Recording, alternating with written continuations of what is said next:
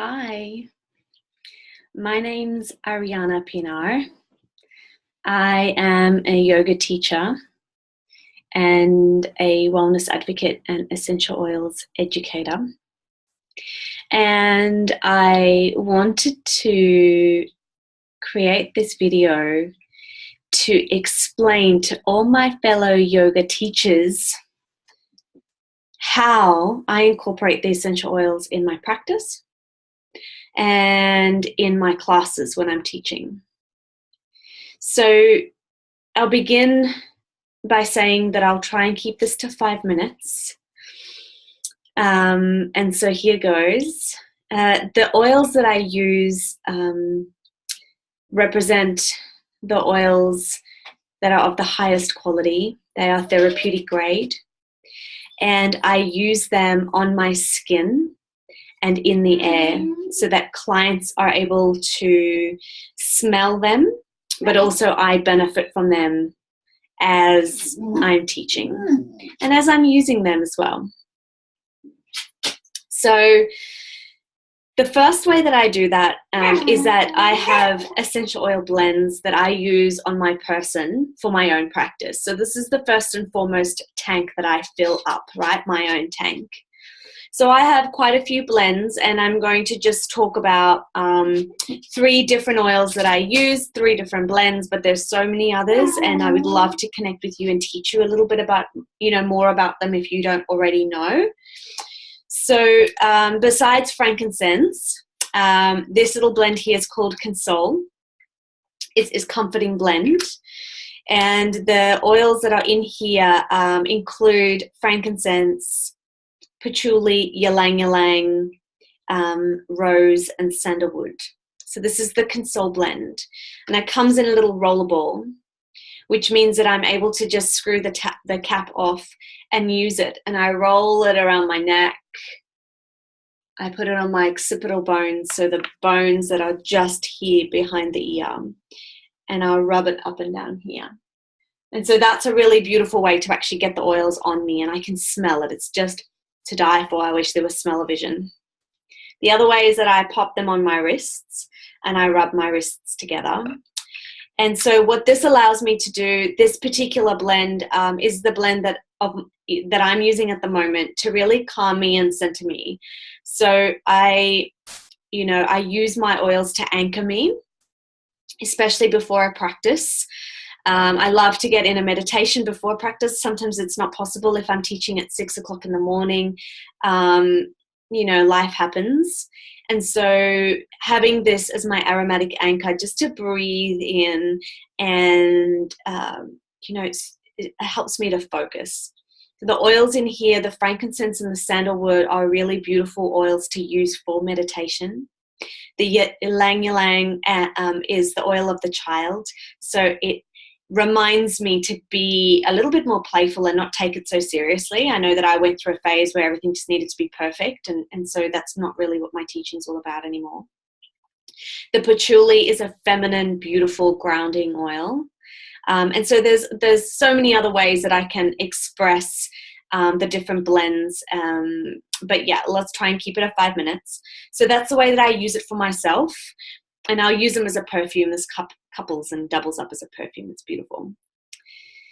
The second way that I'll use an essential oil for myself when I'm meditating, and this one here is orange oil, wild orange oil. It is the oil of abundance. And so I just love using this, and frankincense on its own. So what I'll do is I'll pop 1 little drop in my palm, and I rub my palms together. And then I cup my palms over my nose and take a deep breath in. And then I do that again. So I'm breathing in the aroma of the oil. It enters in through my nasal passage, comes into the olfactory bulb, which is really close to the limbic system, the part of the brain that manages emotions. And depending on the type of oil that you're using, it has a different emotional effect on you. So wild orange, I use, it lifts my spirits. I have a really strong bond with wild orange, just purely for the way it makes me feel. It's juicy and open, and really, for me, it feels expansive. So this is what orange oil means to me. And you can use so many different oils for this. So this is the way that I use it for my meditation. The other way as a teacher, and this is where it starts to get really juicy, is that I can pop a drop in my hand, just like I did, and then I would go towards the person who's lying in Shavasana and just gently wave my hands over their nose. So by holding the hands directly over the nose, sometimes it can be a little bit overpowering, and you never know if your client or the person that's lying on the floor, your student, loves that smell, unless of course you do. So holding your hands still over their nose can be a little bit too much. So this is why I like to kind of waft my hands around, and then from there, just kind of allow the aroma to settle down into their Shavasana experience. If I'm going to do a Shavasana adjustment, so if I'm going to press down on the shoulders and work through the hair and the head, I'm not going to put the oil on my palms, and that's only because I don't know what skin sensitivities the other person has. So in that case, I will use the roll-on, and I'll pop the roll-on. Generally, I'm not wearing a long sleeve when I'm teaching, but if I am, I'll just roll it along the palms, the wrists, just up and down. And then when you're doing the wafting, instead of it being around the hand, it becomes around the wrist, about the wrists. So wafting around the wrist. And then you can adjust with your hands without the risk of touching someone who may have a skin sensitivity. You'll generally know if someone doesn't like the smell of it. You can, I mean, you're in there, you're shavasanaing them, you're helping them, you're assisting them, so you can tell whether they love it. And I've gone 1 minute over already, so the next one is just a really simple one. It's using a spritzer. This spritzer has got the Passion blend in, which is also an oil from the aromatherapy kit. So if you have that, use it. It's gorgeous. And so I would just spritz it and take a deep breath in. So you spritz it right in front of your face and take a deep breath in. And this is really great if I don't have time to either waft, it's my own word, or manually adjust someone. If I've got a room of like 20 or 30 yogis, chances are I'm not going to get to everyone through Shavasana. And so using the spritzer is a really beautiful way to incorporate the oils, to bring another dimension into their practice, and to spritz around the room. So I probably spritz probably my navel height, maybe even round about, where my breastbone is. I'll spritz as I'm walking around, and then as it settles, everybody gets to smell it. So I'll just spritz one little spritz in front of each person's, on top of their face, so that when it falls down, it gently, lands around them. And so, I've gotten so many students who love the aromatherapy that I produce or provide for them in their class.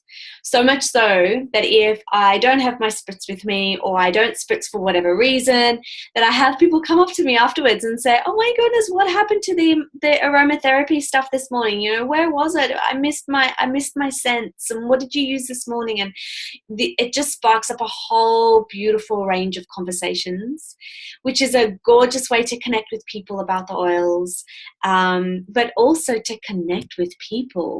How many times do you teach a class and everybody, especially in the mornings, they're up and they're out of there almost before you can even say namaste? And I've just found that this brings so much more connection, and I've gotten to know my students, believe it or not, so much better since I've been using aromatherapy in their classes. So I really hope that this resonates with you.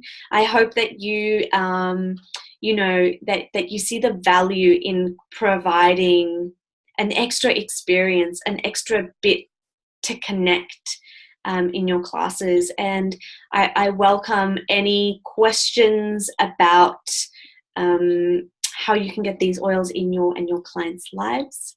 Please, if you're not already in contact with a wellness advocate, give me a ring or email me.